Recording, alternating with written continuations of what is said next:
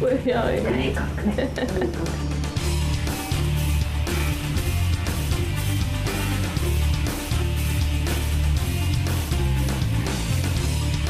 Честно казано ми е много трудно да съвместявам работата си с хобито, защото работата ми е доста изтощителна и динамична и след една първа смяна, един старт на деня в 5 сутринта, след обед има един спад в енергията ми, но пък за сметка на това не ми липсва вдъхновение, нито пък идеи.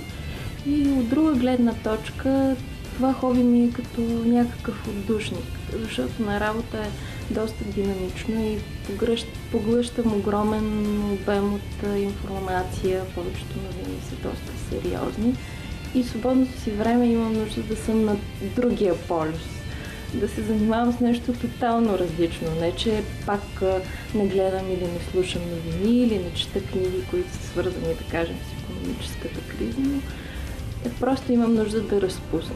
Аз забелязвам, че във време на криза много повече жените имат глад и нужда от ръчно направени неща.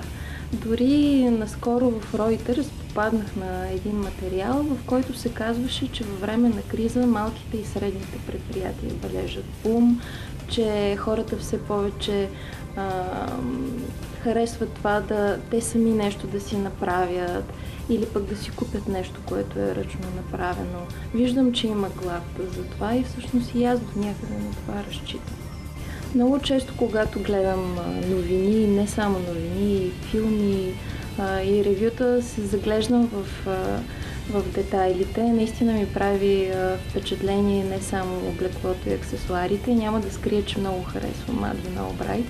И доколкото знам, тя преди 2 години написа една книга, която е посветена на брошките, които носи, защото вероятно зрителите знаят, че през всичките тези години и тази дипломатическа кариера, според събитието, според човека, с който тя ще се срещне, си избира и брошката, т.е. всяко бижу си има история и на мен по същия начин ми се иска и моите бижута да имат история.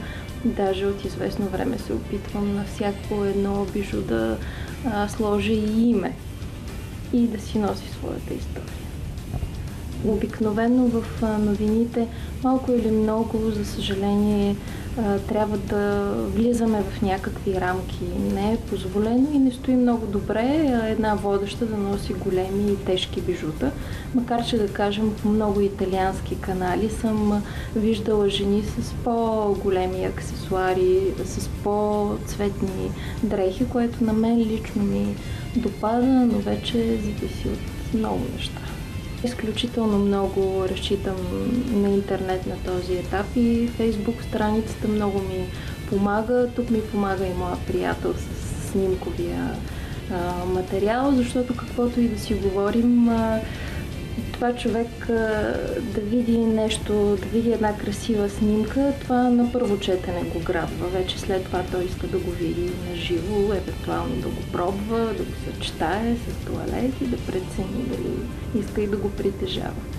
Когато видя жена с бижу, което аз съм направила, ми става страшно драго. А в интерес на истината, отскоро предлагам и една такава услуга.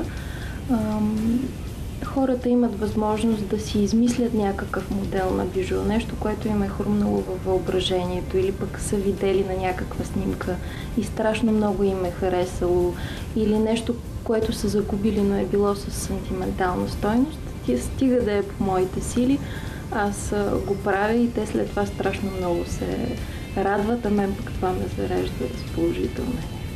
Първото име, което дадох на бижута, бяха едни гривни, отново с сърца.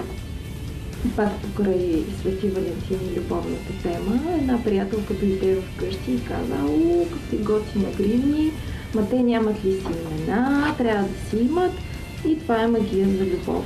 И всъщност това така тръгна идеята всяко бижу да си има някакво специфично име. Признавам си, че не на всичките съм им измислила имена, но идеята е страхотна и за в бъдеще се надявам на всички да измисля. Идеята да правя бижута ми дойде съвсем случайно, съвсем спонтанно и непланирано.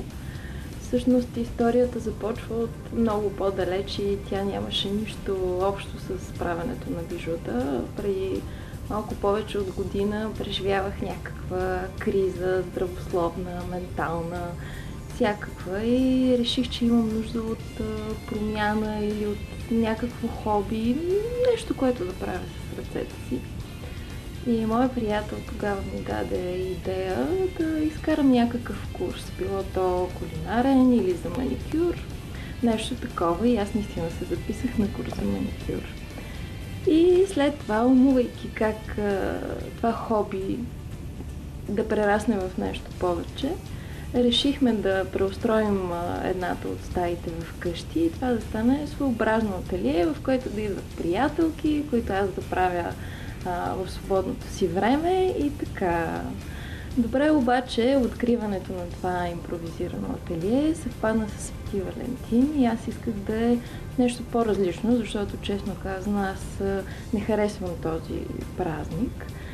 И намерих едни сърца, едни ажурни сърца от едно магазинче за маниста и си казах, ето сега ще направя обици във формата на сърца. Това е много подходящо за Свети Валентин и всъщност така започнах да правя бижута.